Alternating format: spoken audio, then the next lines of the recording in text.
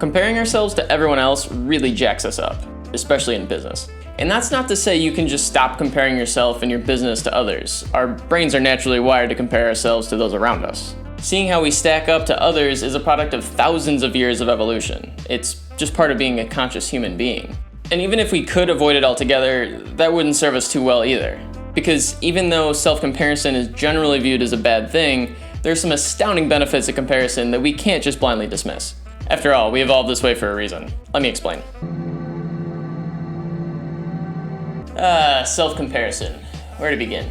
Well, first I think we should acknowledge that we absolutely need to compare not just ourselves, but literally everything in the world around us. Without comparison, nothing would mean anything. Everything would mean nothing? And that's because comparison is our basis for valuation. The only way we can determine the value of something is in the context of something else. For example, say a gallon of milk is $5. Well, what's worth more to you, a gallon of milk or 500 pennies? Now, those same 500 pennies could get you a pint of Ben & Jerry's pumpkin cheesecake ice cream instead of a gallon of milk. Which is worth more to you? Be honest with me. And you could also look at it in terms of what it takes to acquire those 500 pennies. If you make $50 an hour, that means 500 pennies is 6 minutes of your time. So what's worth more to you there? A gallon of milk or 6 minutes of your time? Or a pint of Ben & Jerry's pumpkin cheesecake ice cream? Simply put, we need comparison to establish value. And if you think about it, that's even how GPS works. In order to get where you want to go, you need to know where you are currently in comparison to your destination. Comparison is no doubt an essential part of life. But Andrew, you said comparison was bad for business. Oh, don't worry, it's terrible. I'm getting there. But first, let me tell you why it's great for business. And I want to illustrate this with an example of one of our beloved ancestors from 100,000 years ago. So our ancestral friend here, Doofus Dan, has been picking berries in a luscious berry patch that happens to be about 100 yards away from a bear's den. Well, one day, Doofus Dan doesn't really return back to camp from his berry feast. So then our other ancestral friend, Smarty Pants Steve, notices Doofus Dan isn't around anymore and thinks to himself, maybe I shouldn't pick berries in close proximity to a bear's den. That's a great survival mechanism. Like I said, it's evolution at work. Score 1 for comparison. And the same goes for business. If someone in a similar business situation as you does something and gets metaphorically eaten by a bear, then you probably should learn from his mistakes and not do that same thing. However, where comparison really trips us up is when we're just simply looking at what everyone else is doing and just mindlessly do that.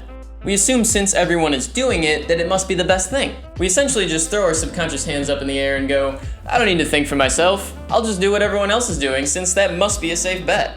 After all, if it wasn't a safe bet and it wasn't a good move, then nobody would do it. While I completely understand your train of thought, if you do this, you're pretty much screwed. Because you see, you've stopped focusing on the goal and how to achieve it, and you've just signed up to do what everyone else is doing and become the most average person of all time. You've entered an incredibly dangerous mindset of groupthink, verifying what you're thinking and doing by what everyone else around you is doing and thinking. And the problem with this is that you're assuming the average person is acting in their best interest and doing the most optimal thing to achieve their goal. But in reality, people are stupid. We do not do what's best for us. We're stupid apes that just do essentially what releases dopamine in our brain and that's it. That's why we eat Ben & Jerry's until it makes us sick, and it's why we scroll social media until 2 a.m.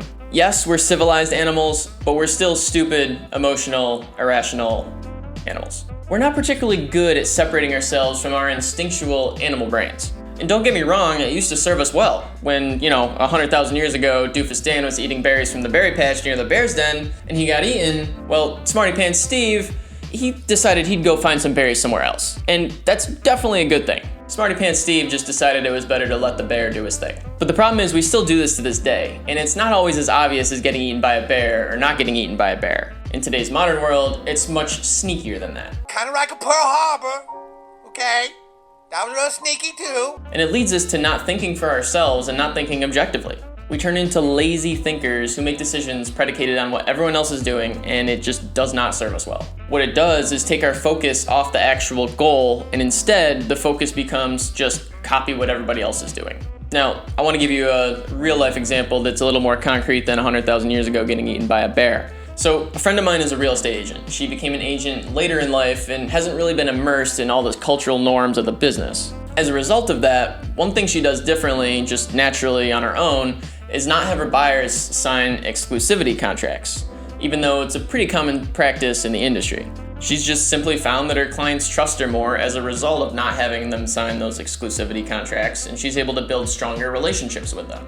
Now, stronger relationships leads to better experience for her clients, and that, in turn, leads to her getting more referrals from her extremely happy clients because they're so happy. So since she didn't just blindly follow the industry standard and instead did what she thought was the most optimal for her and her business, she's doing better as a result. She's only been an agent for a couple of years now and she's killing it. Now, another bad example that I see of this, people not thinking for themselves and just copying everybody else, is in the website world. People tend to think they need a fancy website because cool kid Carl down the street has a fancy website. But you should take a step back for a minute and ask yourself this. What do you really want to get from your website? Is the goal of your website to have an even cooler website than Cool Kid Carl? Or is it to get more clients for your business? Look, if it's to have a cooler site than Cool Kid Carl, then you should absolutely take a look at his site and do your best to just make your site way cooler than his, because you'll definitely make him jealous and that'll be awesome.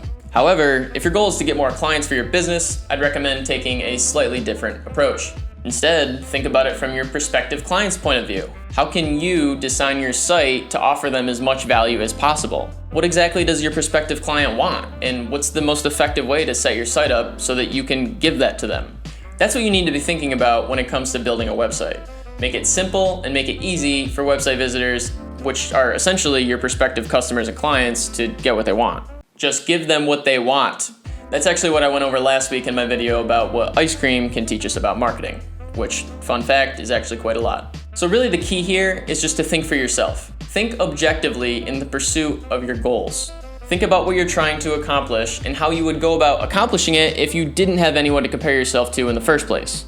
Now, of course, we can learn from those who are already doing what we want to do, and we absolutely should. I'm not dismissing that. It's no secret that smart people learn from their mistakes, but smarter people learn from the mistakes of others as well. And in order to do that, we certainly need to compare what we're doing to what others are doing. Makes complete sense.